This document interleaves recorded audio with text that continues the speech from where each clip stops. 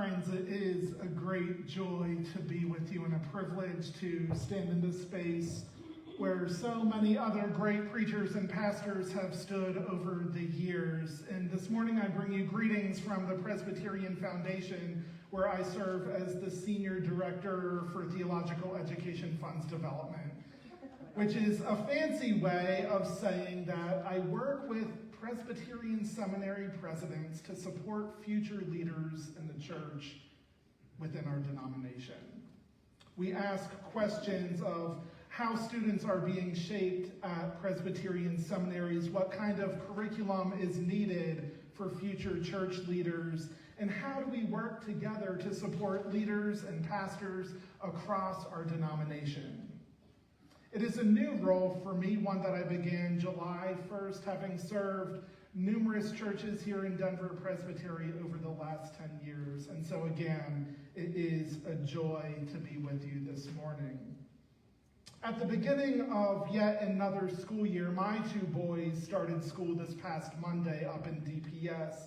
I've been drawn to this text from Acts where Paul is doing some preaching and teaching. So let's dive in and look at our text together this morning. It starts off, as these texts often do, it was on the first day of the week. So what day of the week is the first day? Sunday, right? Remember, Jewish Sabbath starts on Friday night, continues through Saturday, and so the first day of the week is Sunday. And the text tells us we came together to break bread. What does that mean? They came together to eat. That's right. They came together to eat in this town of Troas, and Paul the apostle, the great itinerant preacher, is there with them. Paul, we know from previous texts, has visited this town at least once and possibly twice. And if you keep reading before this passage, we discover that Paul has actually been there for an entire week already. And probably, because it's what's been happening, if Paul follows his pattern every day during the week, he works. He's a day laborer because he doesn't want to be a burden to any of these congregations in the early church that he is going to preach in. Keep in mind that in the early church, there were no beautiful buildings like Covenant Presbyterian Church here in the DTC. There was no Pastor Danny or Justin or David. They might have had an Alex who was really good at holding congregational life together. These preachers in the early church, they were all itinerant, and most were tent makers. These early churches, like the one in Troas, were in small little towns. Troas in Turkey, right? Modern day Turkey. And where did these early Christians meet? Homes, right? They met in homes. And keep in mind that for many early Christians, they were not rich and powerful. They were not the first converts to this way of Jesus. Who were the first converts? The poor, the laborers, the slaves. Why didn't rich people, why didn't the powerful, why didn't they come to Christ right away? Because this new religion was a new way of being. They didn't come to Christ, I don't think, because they were too busy enjoying their system of power, their system of privilege. They were too busy getting their way most of the time. So Christianity in these early house churches took off first amongst the poor and lower middle class of the community. So they're there in Troas, right? They're meeting in someone's house.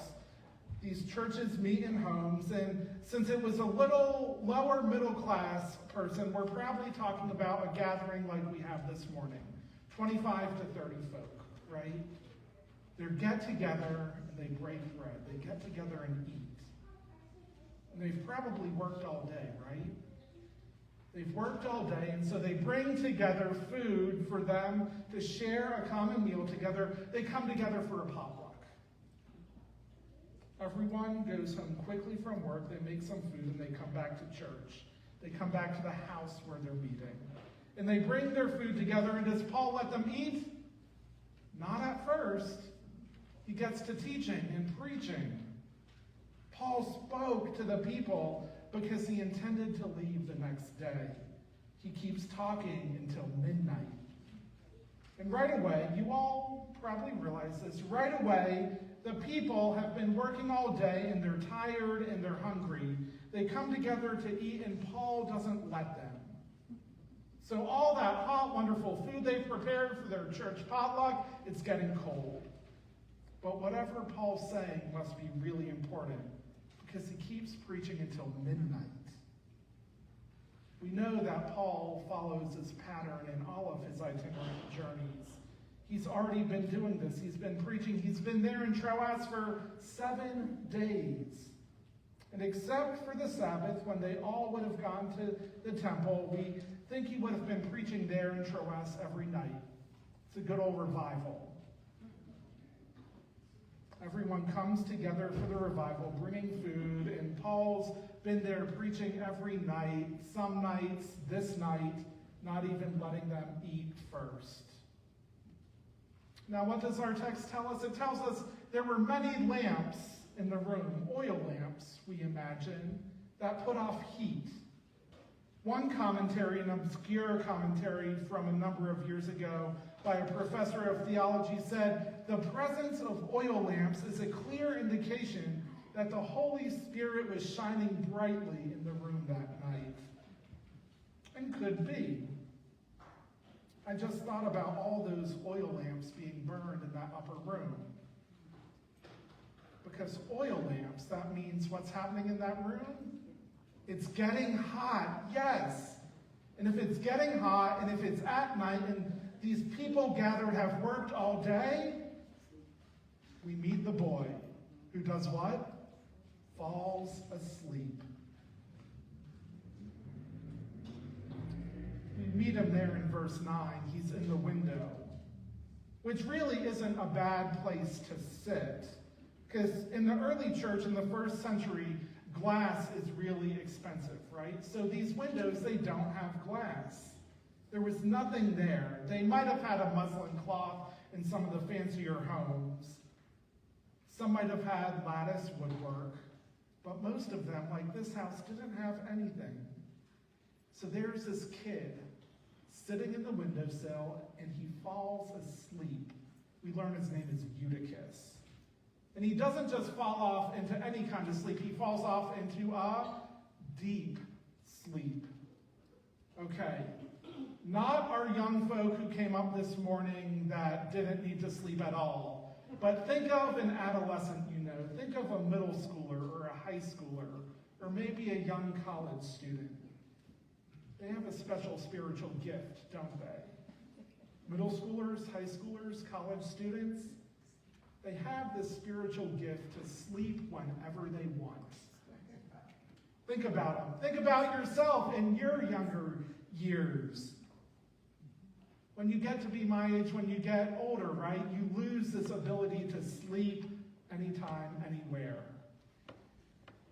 But Eutychus, he still had this gift. So there he is in the windowsill, falls off into a deep sleep, and then what happens? He falls out the window. I used to be a camp director. We used to sing this song, Throw It Out the Window, where we'd take a noun and we'd throw it out the window. We never threw Eutychus out the window, but as I was reflecting on this text, I couldn't get that song out of my head this week. He falls out the window, falls down to the ground. How many stories? 3. So this is a pretty impressive house for this family, right? This is the top room. We think, the archaeologists tell us in the ancient world, the top room would have been the open room.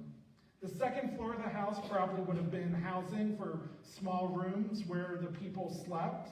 And the bottom floor would have been for animals or food storage and preparation, or for any persons, servants, slaves who were in the house would sleep there. So we're impressed. This is a big house for the folks that are gathered there. It has 3 stories, and Paul is there, the itinerant preacher, teaching and preaching on the top floor. And Eutychus falls out the window and he is dead, period. Look at this. There's no hesitation in the text. The boy is dead.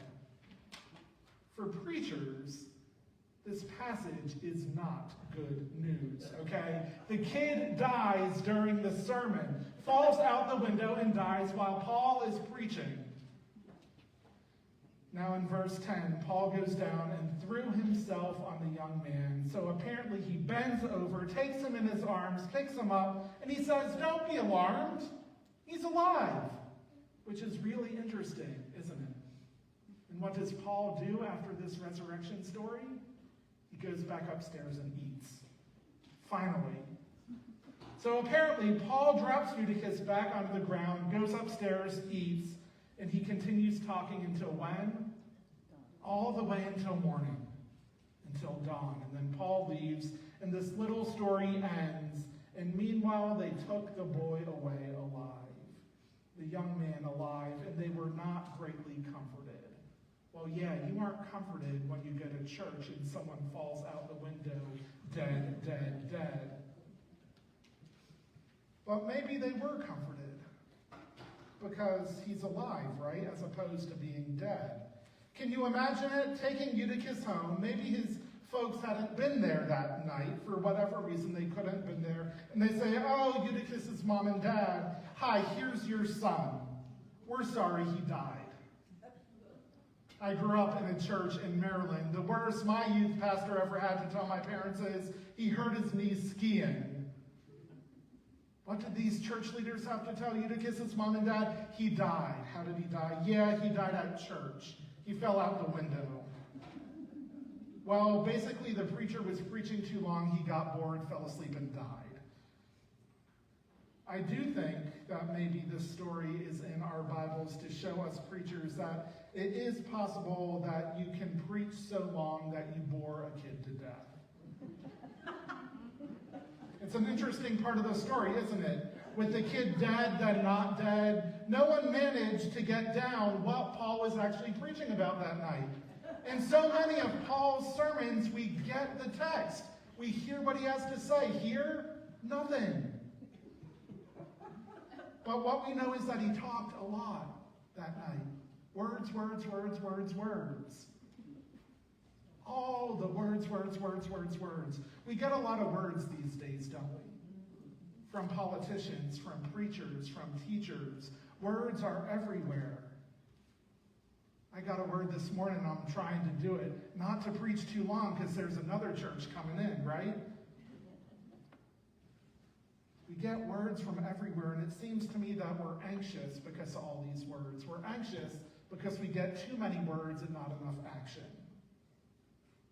I remember this week that cartoon from Charles Schulz. You remember the Peanuts cartoons? What happens whenever an adult speaks in the Peanuts cartoons? Wah, wah, wah, wah, wah, wah, wah, right? Exactly.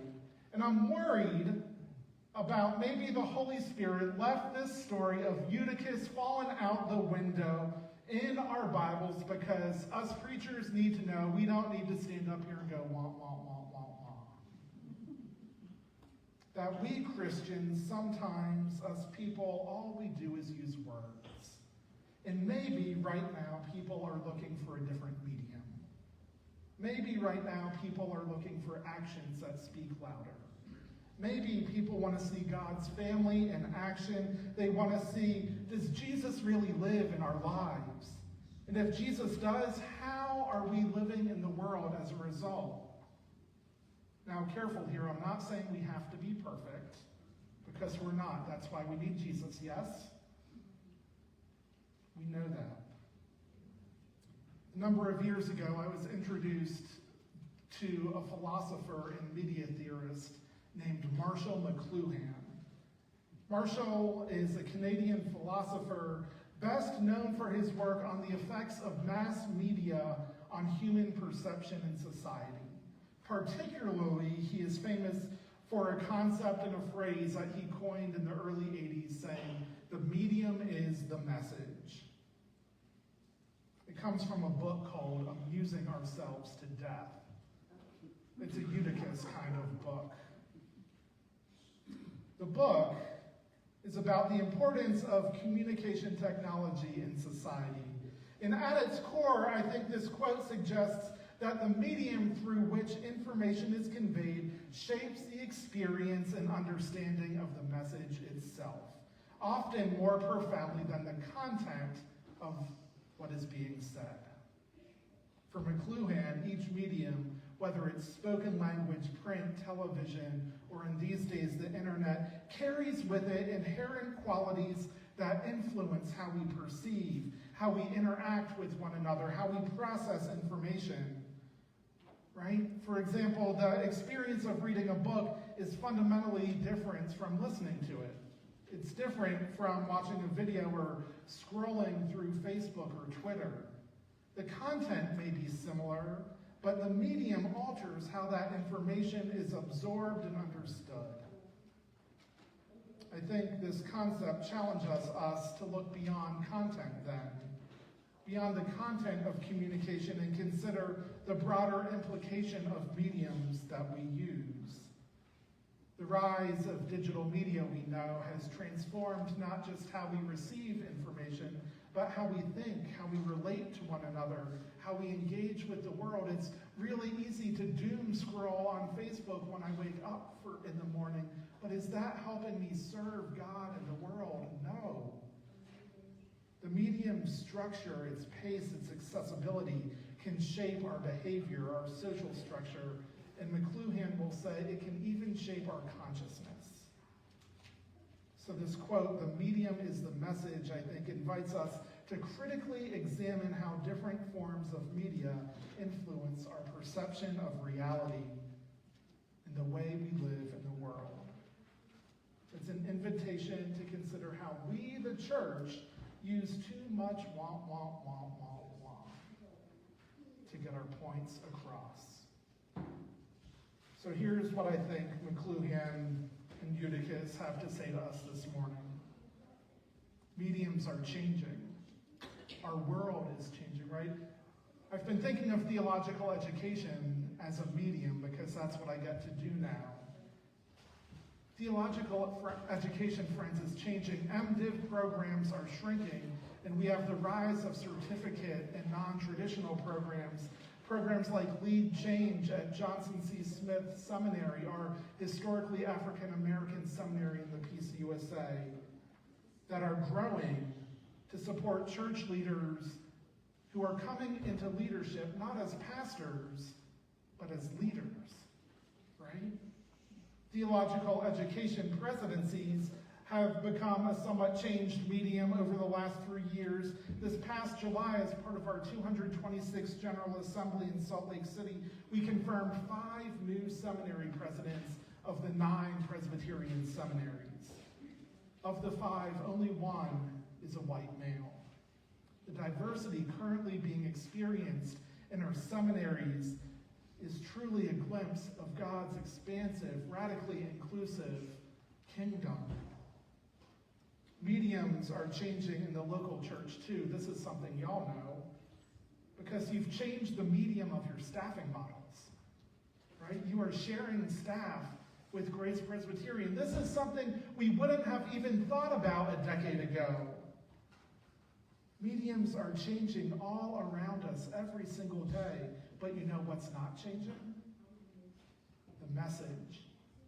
The message that the world needs to hear of God's redemptive, life-changing, soul-filling love and grace. The message that we are the ones with the power to change the world around us in our committee meetings, in our mission statements, in our Bible studies, and in our Sunday morning worship. We are the ones who have the power to change the